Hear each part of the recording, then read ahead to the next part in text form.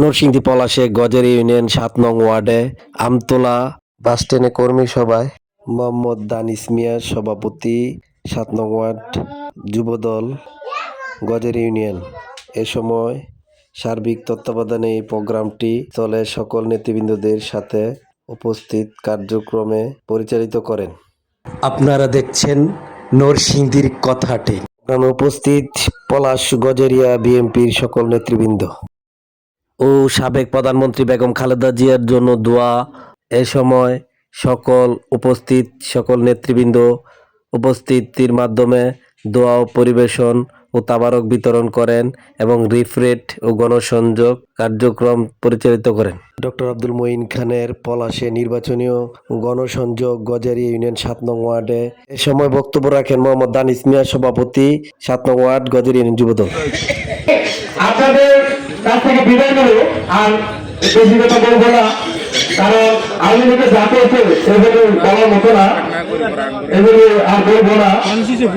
এখন আপনারা আমাদের শোনা আছে, যদি ইনশাল্লাহ আপনারা আমাদের ডক্টর আব্দুল মঈন খানের সাথে ভোট দেন, তাই আগামী দিন যা হয়েছে, আগামী দিন আমরা যখন ছোট স্কুলে পড়ি তখন এই হুমায়ুন ভাই কিন্তু এখানে নেতৃত্ব আজুদুল ভাই ছিল নেতৃত্ব। কারণ এই স্কুলে যে স্কুলটা এটা কিন্তু হুমায়ুন খানের হাত দিয়ে দেওয়া, তারপরে এই রাস্তা দেখে এটা কিন্তু বন্ধ চলান সমস্ত যা আছে স্কুল বলেন, মাদ্রাসা বলেন, তারপরে রাস্তাঘাট বলেন, এগুলো কিন্তু আমাদের সাড়ে হাত দিয়ে দেওয়া।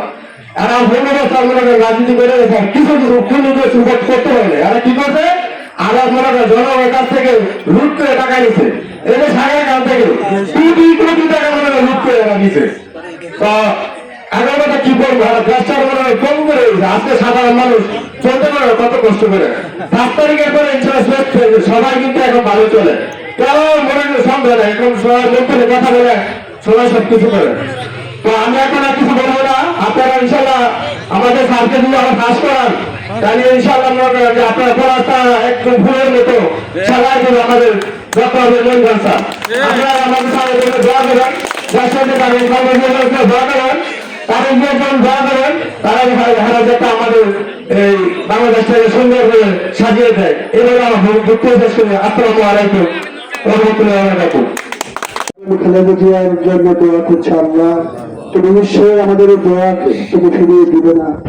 আল্লাহ তাআলা আয় আমাদের রব, আয় গফুরুর রহিম, আল্লাহ তাআলা তুমি বেগম খালেদা জিয়াকে আবার সুস্থ করে আমাদের মতো ফিরিয়ে নিয়ে আসো। যারা যদি যাতে কাজ করতে পারে, আগামী দিনে যাতে দেশের নেতৃত্ব দিতে পারে, সেই ব্যবস্থা আল্লাহ তুমি করে দাও। আল্লাহ তুমি তো সব পর মাবুদ মাওলা পরওয়ারদিগার। আমাদের প্রিয় নেতা ডক্টর আব্দুল মঈন খান দিন রাত দেশের মানুষের ভাগ্যের উন্নয়নের জন্য কাজ করে চলেছেন। আল্লাহ গরিব মানুষটাকে তুমি হায়াতের তৈরি দান করো।